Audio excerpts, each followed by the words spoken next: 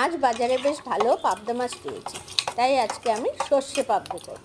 দেখুন, পাবদা মাছগুলো প্রথমে ধুয়ে নিয়ে নুন আর হলুদ মাখিয়ে রাখলাম। আর এদিকে নিলাম সর্ষে আর পোস্ত আর দুটো কাঁচা লঙ্কা নিয়ে বেটে সেটাকে রেখে দিয়েছি। আর এদিকে তেল দিলাম কড়াইতে। তেল দেওয়ার সাথে সাথে দুটো মাছ ছেড়েছি। যেই না আমি মাছ ছেড়েছি অমনি মাছ ফুটে উঠেছে, আর আমি অমনি ক্যামেরা নিয়ে পালিয়েছি। দেখুন, তাই অন্য ছবি এসে গেছে। মাছ ধাপ ধাপ করে ফাটছে। তারপরে মাছগুলোকে ভেজে নিয়ে তার মধ্যে আমি কড়াইতে তেল দিলাম। তেল দিয়ে সেখানে দেব কালো জিরা ফোড়ন, দুটো কাঁচা লঙ্কা, আর দেবো হলুদ, লঙ্কা গুঁড়ো। রঙটা সুন্দর হবে লঙ্কা গুঁড়ো দিলে, এই লঙ্কা গুঁড়ো। তারপরে দেব টমেটো বাটা। টমেটো বাটা দিয়ে সামান্য নুন আর সামান্য মিষ্টি দিয়ে দেবো তেলের মধ্যে।